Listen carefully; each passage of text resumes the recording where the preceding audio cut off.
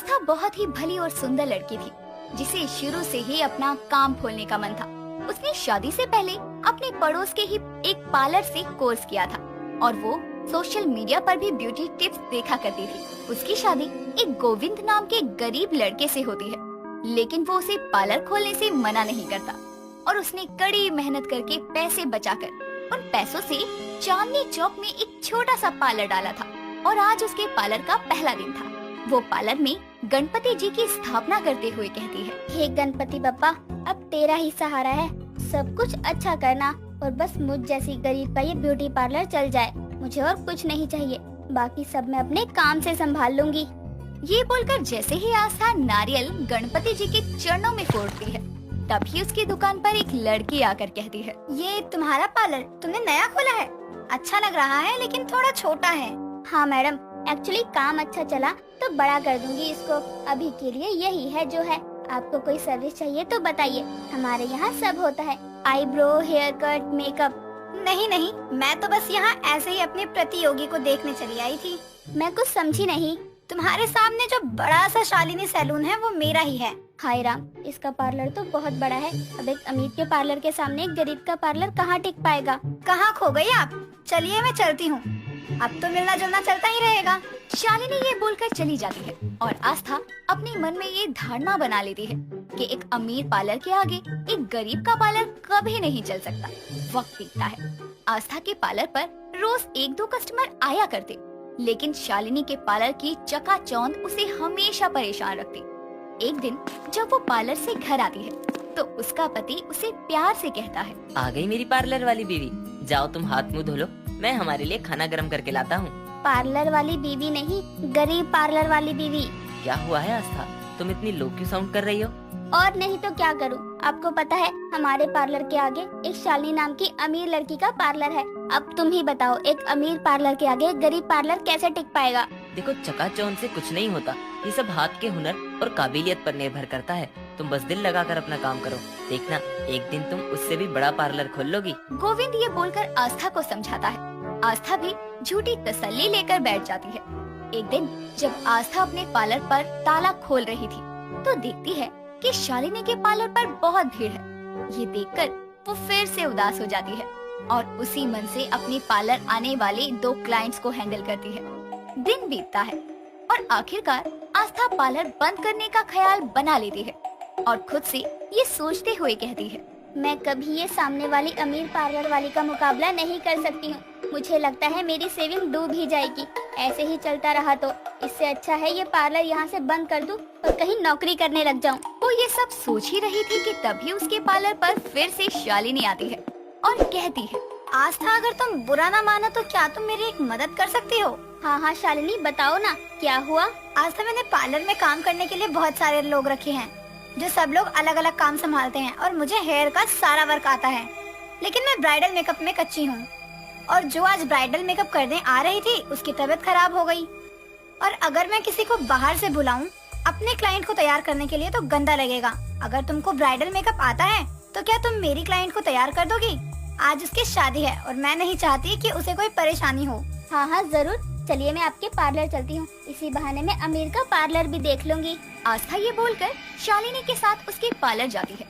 आज तक उसने उस पार्लर को बाहर से देखा था। उस पार्लर के अंदर जरूरत की हर चीज मौजूद थी।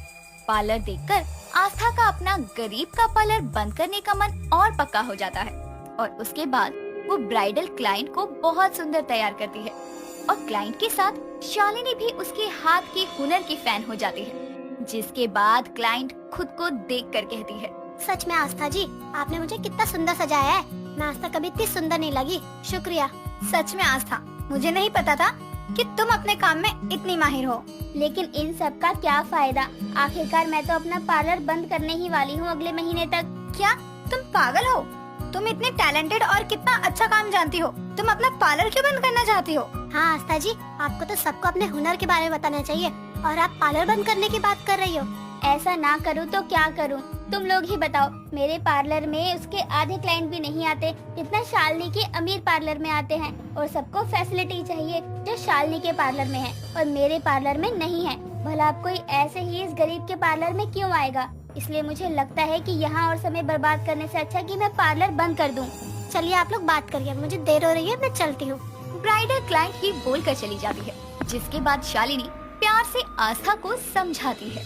देखो आस्था, और मेरी बात समझो, तुम्हारा पार्लर छोटा है तो तुम उसका किराया कम देना पड़ता है। तुम्हारे पार्लर में सामान कम है तो आगे जाकर आ जाएगा। तुम्हारे पार्लर में तुम सारा काम खुद करती हो और तुमको किसी को कोई सैलरी नहीं देनी पड़ती। वही मुझे हर महीने 25 लोगों को तनख्वाह देनी पड़ती है। अगर तुम्हारा पार्लर 1 महीना ना चले तो तुम गुजारा कर लोगी, लेकिन अगर मेरा ना चले तो मुझे 25 लोगों की तनख्वाह अपनी बचत से निकालनी पड़ती है। ये सब तो मैंने सोचा ही नहीं था शालिनी, इन बातों पर तो मेरा ध्यान ही नहीं गया। कोई बात नहीं, लेकिन अब इन बातों के बारे में सोचो और मेरी मानो तो अभी 1-2 महीना और अपने पार्लर पर ध्यान दो, लेकिन बिना किसी अमीर के पार्लर से उसकी तुलना किए बिना।